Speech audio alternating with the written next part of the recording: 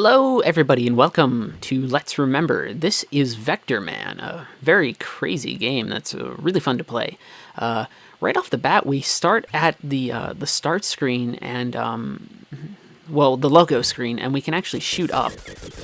There's a hidden item box here, and even though I love Sega, I will blow it up using the special item. As a warning, there's going to be a lot of flashing lights in this playthrough, so if that's something you're sensitive to, you might want to consider skipping this one, because I'm going to count to 3 and I'm going to use this thing to blow up the Sega sign, and there's going to be a lot of flashing. So ready? 1, 2, 3.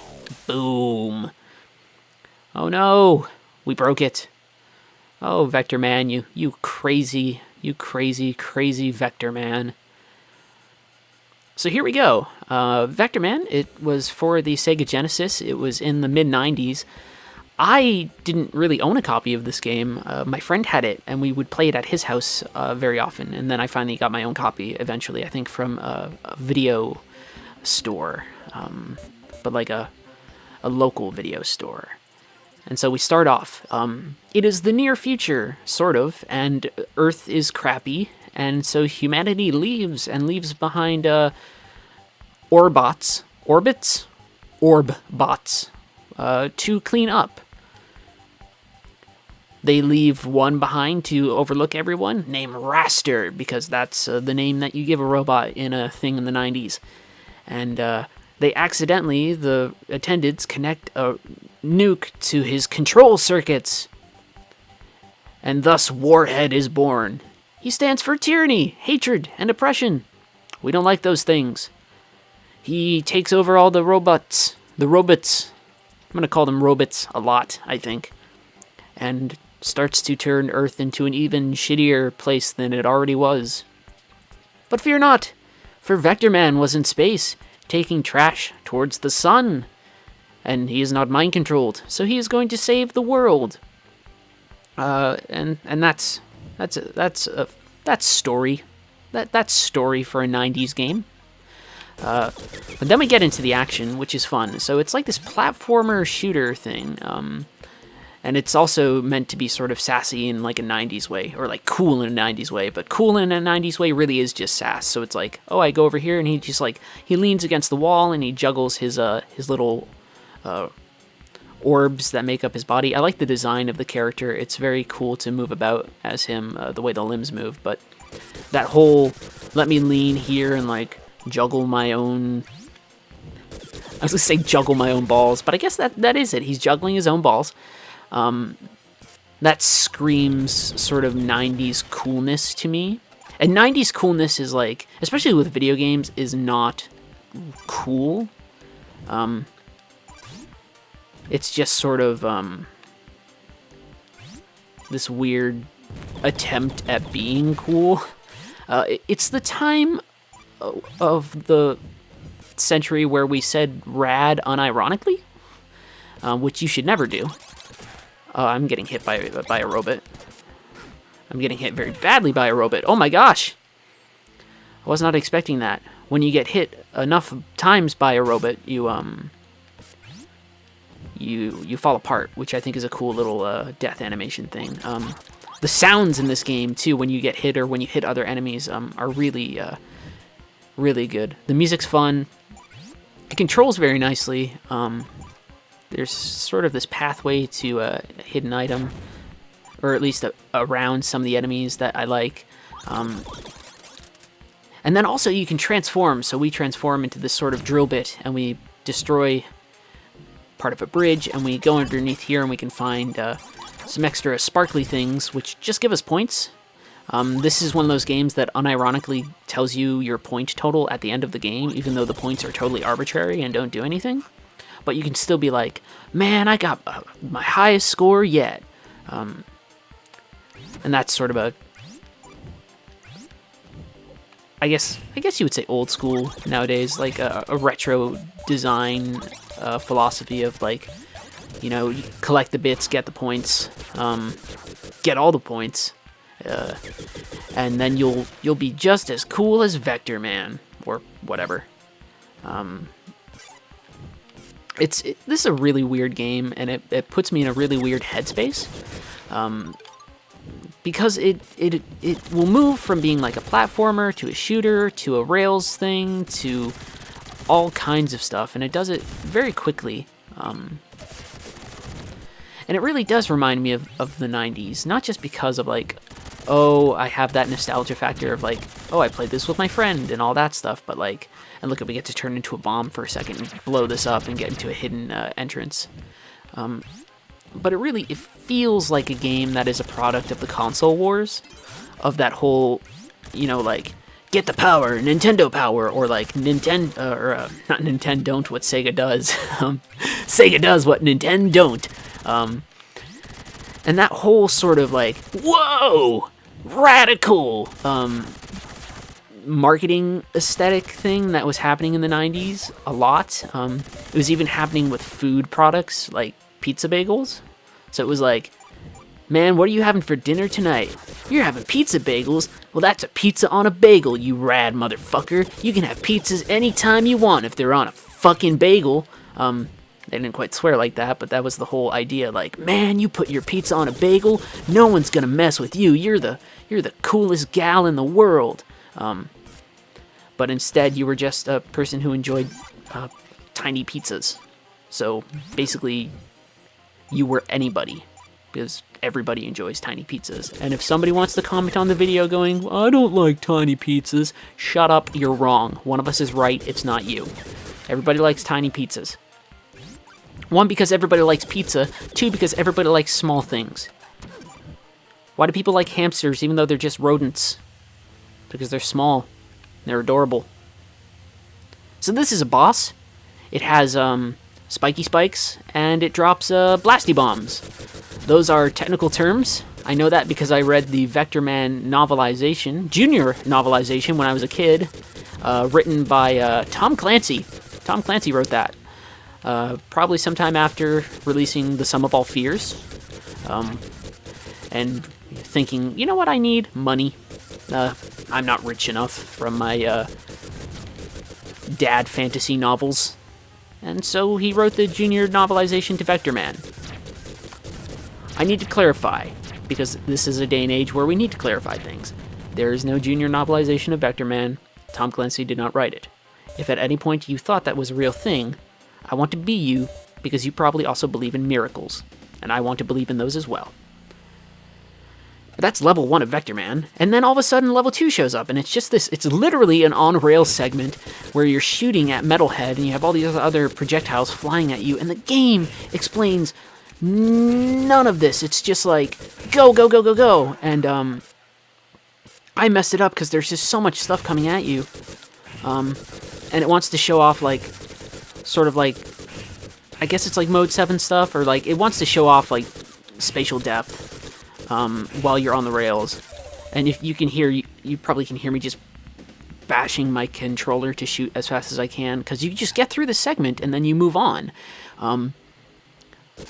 It feels almost completely divorced of what was happening before, but that's sort of the space that Vectorman lives in. It just sort of goes from moment to moment and is like, do this thing, shoot these boxes, oh my gosh, these robots look like anglerfishes, this one looks like a pelican, because there is a robot pelican later on, and then it's like, are you transforming? Transform into a rocket, shoot up into the sky, maybe now you can transform into a crazy fish, and you're like, you know what, Vectorman, I think I will do that. I think I will. Getting back to the 90s, with my well thought out and obviously scripted thesis about 90s advertisement and cool culture.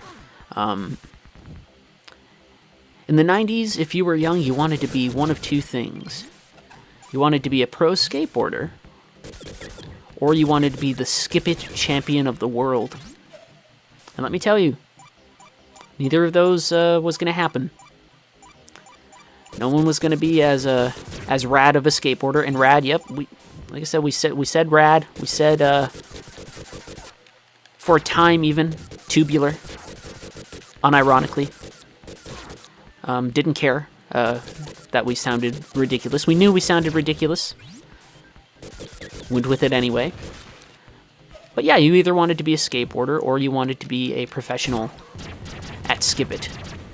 Which, if there is any information on somebody who made a living by just using a Skip It, good for them, because that's a talent.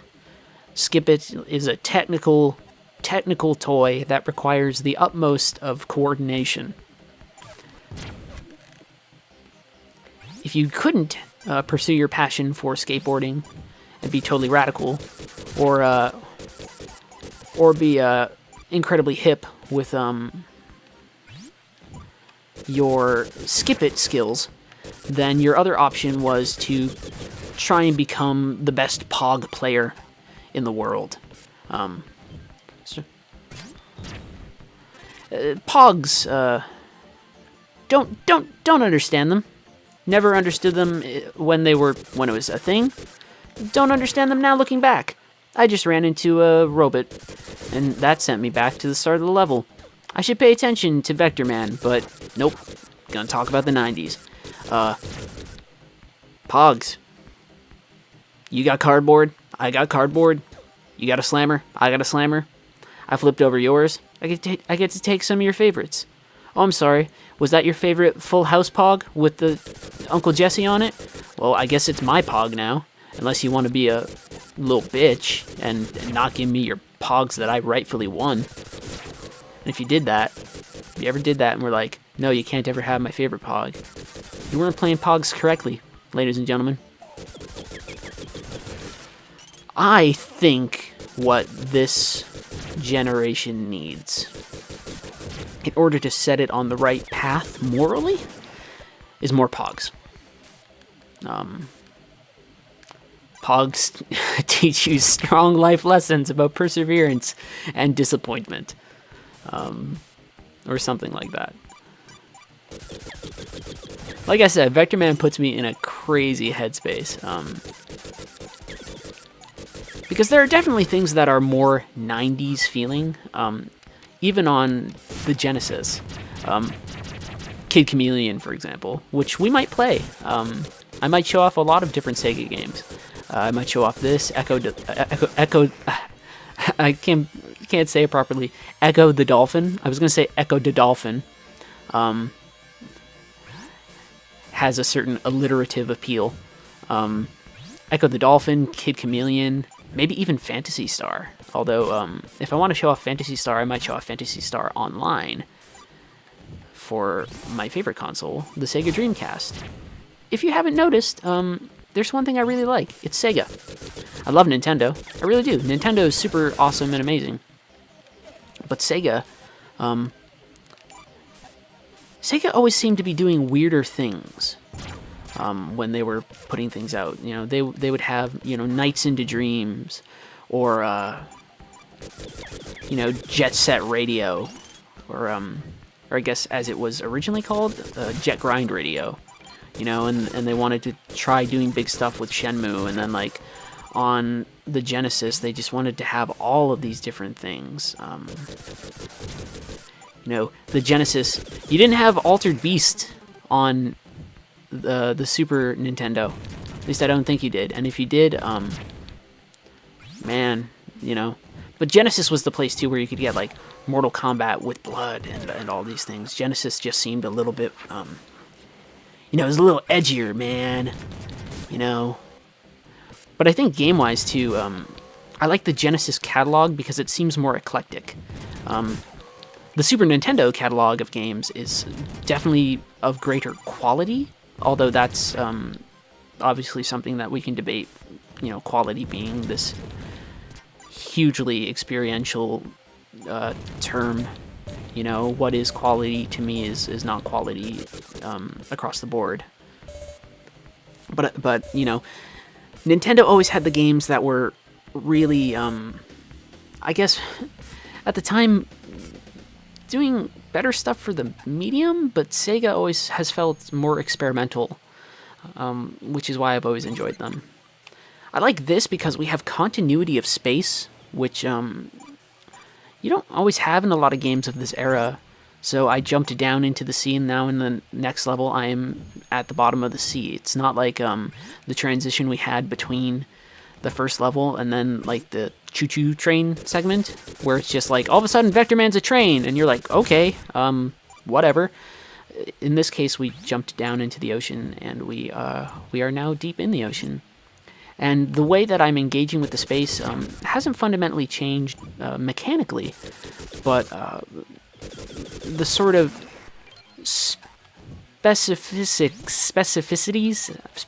specifics. Why could I not remember the word specifics? The specifics of sort of how you're engaging with the space have changed. I'm sliding around more on platforms. I'm floatier because I'm underwater. And also I'm ascending instead of going to the right.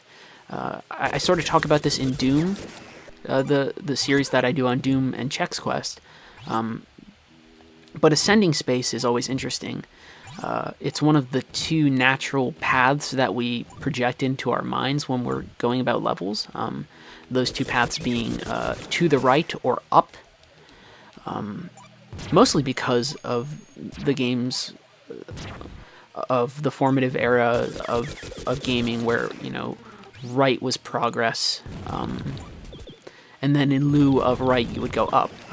Nobody ever goes to the left first in a game, and if you're like, I always go to the left first in games, you're some sort of weird gaming hipster.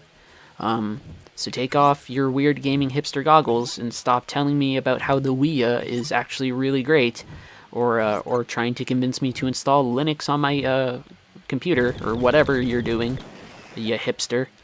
And instead, let's accept the fact that nobody really goes left. Everybody either goes right or up. I say that as a truism, knowing that it can be a fairly false truism, but in terms of design, that's generally, I mean, when people design stuff, that's sort of what's on their mind. That's just sort of how it goes. But we got to sort of re-engage with space in this game in an interesting way, because I'm sliding around, and then I'm also I'm ascending, which is always fun.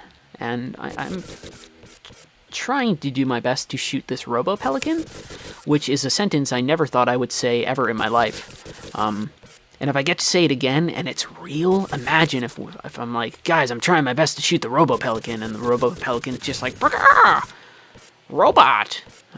Because it's a robot, because it could so it could talk. See? Story time. Story time with Heather. Telling the stories of the great robot wars, where we fought robot pelicans. I can't see where the boss is. If I get hit once, I'm going to die, which is not fun. Oh, we did it! It was just off the screen. Check that out. We're the best. Vectorman for life. Look at him holding up those two signs there, those two peace signs.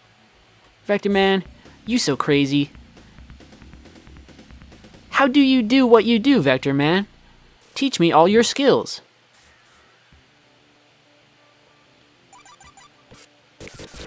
I'm sorry, this game just really screams, like, I wish I could find an ad, like a Vectorman ad, because I wonder how this was advertised in magazines or things like that, because I assure you it wasn't just like, it wasn't them going to be like, robots in the future and you need to save the environmentally destroyed Earth. I bet you they were like, Vectorman's the coolest robot since Deep Blue beat Kasparov. And everybody was like, yeah! What? Because they were children and they don't understand history or stories. They were just like, Vectorman, I'm down with it. And so we transform into a drill bit. The transformations are another thing that make this game sort of not unique, but it's definitely, it changes your engagement with the space in strange ways. It doesn't last for very long. Also here I like the waterfall effect, because you can jump sort of out from behind it. I get the sense that this was a game that was made with a lot of enthusiasm for what they could do with the hardware at the time. Hence the 3D effects on the train segment and everything else. And I want to jump back up. There we go. Because I know there's health there, and I don't really want to die. Ever, really. Let's get existential. You know, right, man? Like, who wants to... I want to be a robot. I want to live. Vectorman's living. He's living big. Living his big robot life. Or whatever. Like I said, don't know what I'm talking about at this point. But I know I'm playing Vectorman. It's my one point of surety right now. What am I doing? Playing Vectorman. God damn it. This section is confusing to me. And I hope I do it right. Even though I don't know if there's really a right way to do it. There's this satellite. And you think that you could do stuff to it, but it's just sort of there. But you're supposed to move forward. And if I go near this baddie, I need to hit it. You see how I'm trying to hit it really precisely? It's really annoying. Especially because I don't have like an upgraded weapon. Then I'm just going to jump past it. See you later. I remember not knowing what to do there as a kid, and I thought like there was some sort of secret to getting past the baddie. And it turns out, no, you just got to shoot it in a really sort of obtuse, non-indicative way. And it's really hard to tell when it's taking damage because it doesn't really make as much of a sound as other enemies do. And now, this is where we get a little bit not as much continuity of space. This level is called Bamboo Mill. It's cool looking. Another case of oh well, I just got shot good. Shot well, really. I don't want the grammar police to show up. I accidentally said comprised of instead of composed of on Twitter today, and a robot, just like Vectorman probably, told me that I needed to say composed of. So thank you, person who made that bot. I'm sure you're leading a full and fulfilling life as an annoying smug bastard. But this is another level where you get the sense it's like, oh, they were like, look, what are all the different things we can do? And I like the level design in Vectorman because it does give you like these different tricky things to do for platforming. But it's also, I like the fact that it feels very much like a game where they're like, all right, so what can we do with the Genesis? Well, we can sort of put them on this train and have the perspective shift around, and like maybe we can have stuff in the foreground that people will jump on, and like it, like I said, like just like the way that those, I guess you would call them, I don't even know what to call them. They look like bells. They're not bells. Those things that are there, the sort of industrial containers that are going up and down. They look like the things that you would put smelted material into. They look like that. But it's an interesting way to go about space. It's like I go up, and then if I want to, I hit the other one and I go down, and they're sort of like elevators, but not entirely. Oh, I just ran into a thing. That's no good. And actually, I haven't played this far in Vectorman for a long time, and I think we're under 30 minutes, which is fine. I don't want to have these be too long, although I hope, like I said, or maybe I didn't say, my mind is scattered all over the place right now. I want this to feel like you're playing a game with a friend, so, you know, I hope this feels like you're sitting and a friend is chatting with you.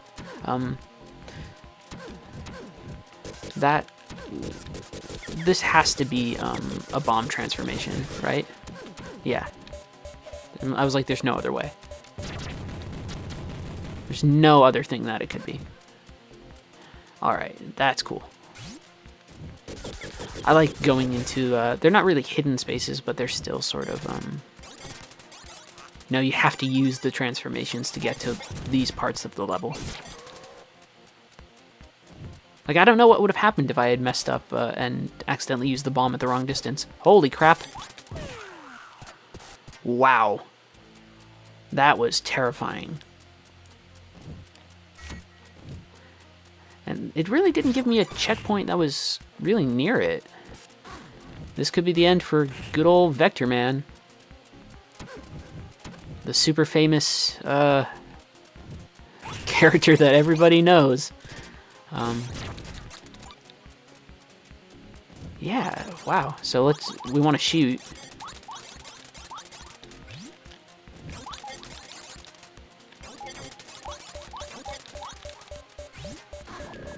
Oh, shit! Oh, God! I got caught in a corner. Game over! And I have an arbitrary number of points. Can you beat my score? Do you even own a copy of Vectorman? Well, if you beat the score, tell me. And then we're back to the awesome little opening screen that I love. It's really, really great. And if we want to, we can blow up the Sega logo, but I don't really want to because I really like Sega. But, wait a minute. Wait a minute, Vectorman. Vectorman, what are you doing? Oh God, he's gone mad with power. Vectorman, don't do it. Vectorman, no. Vectorman, do